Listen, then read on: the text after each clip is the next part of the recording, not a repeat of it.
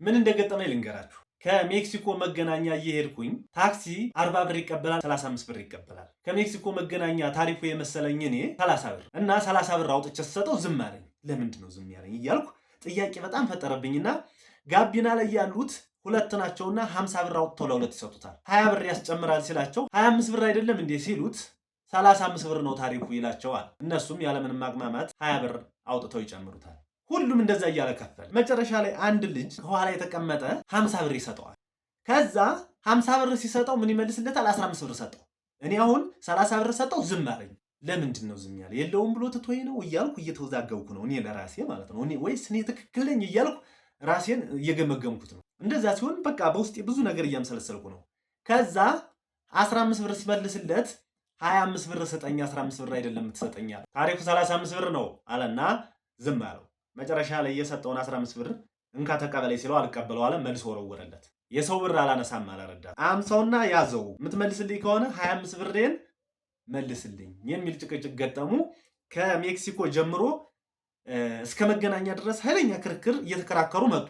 መጨረሻ ላይ ከጎን ያለውን ከሜክሲኮ መገናኛ ስንት ነው ታሪፉ ስለው 35 ብር መሰለኝ አለኝ። አላወቀውም። አብዛኞቻችን በኪሎ ሜትር ስለተጻፈ አናውቀውም። ከመገናኛ ኪሎ ሜትር የትንሽ ካለችም ስለሚጨምር ለምሳሌ 7.5 የሚሆን 10.5 ከሆነ ይጨምራልና ኪሎ ሜትሩን ስላለየን ነው ታሪፉን አናውቀውም። ወይ በዛ ተከታታይ ተመላላሽ ካልሆነ በቀር። ከዛ እየተከራከሩ መገናኛ ደረስንና ልጁ ወረደ። ሁሉም ተነስቶ ሰው ሲሄድ እኔም ይሄን መጨረሻ መስማት አለብኝ ብዬ አብሬው ቆምኩ ከልጁ።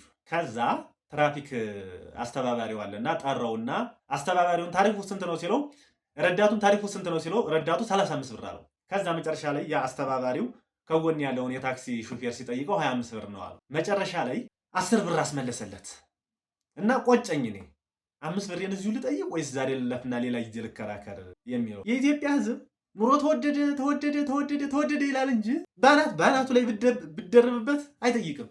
ይሄ ልጅ አስመለሰ። ሌላው ግን ስንት ብር? 10 ብር ጭማሪ እየከፈለ ሄደ።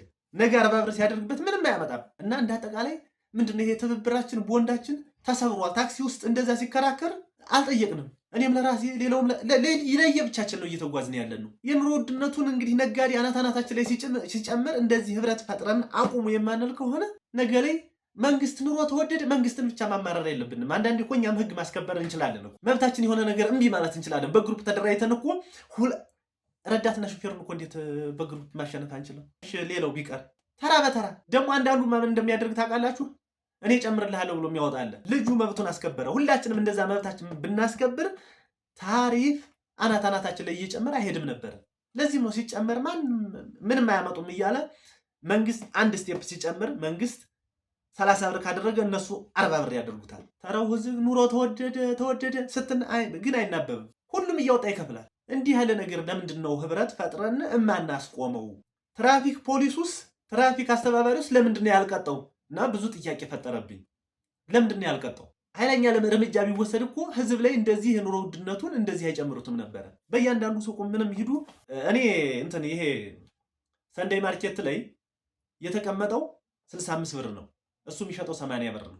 ከዛ የተለጠፈው ላይ 65 ብር ነው የተለጠፈው። 80 ብር አልገዛም ስለው እምቢ አለኝ። መጨረሻ ላይ እዛ ስልክ ቁጥር ተጽፎ ነበር። ደወልኩና መጣ። እሱ ሲመጣ በ65 ብር ሸጠልኝ። እንደዚህ ነው። ምክንያቱም እኛ እንዳንገጥም ያው ህግ ስላለ መግጠም አያስፈልግም። በህግ አግባብ ግን መያዝ ይቻላል። እና ያ ትራፊክ አስተባባሪው ቢቀጣው ሌላ ጊዜ አይለመደውም ነበርና እና መጨረሻ ላይ እልህ ተናደው ልጁን እየሰደቡት ነበረ።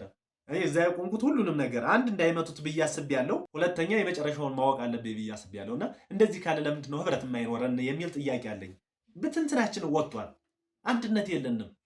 ማስከበር በምንችልበት ላይ መብታችን ለምንድን ነው የማናስከብረው? አንድ የሚሆን ሁለት እንመላለስ፣ መብታችን ማስከበር አለብን። መስጠት ከፈለግን ቲፕ እኮ ዝም ብሎ መስጠት ይቻላል። የትኛውን ቦታ እኮ አገልግሎት ሲመቸን ቲፕ እንሰጣለን ካለን። እና መንግስት ላይ ብቻ ተወደደ ማለት ውስጥ ላይም አንድ ስንሆን ህብረት ፈጥረን አይሆንም የማለት መብት ወይም ልብ ይኑረን። አረ እንደው ጎበዝ ልብ ከርቶናል። አንተ ያድዋ ልጆች አይደለንም መሰለኝ። ተሰልበናል እንዴ?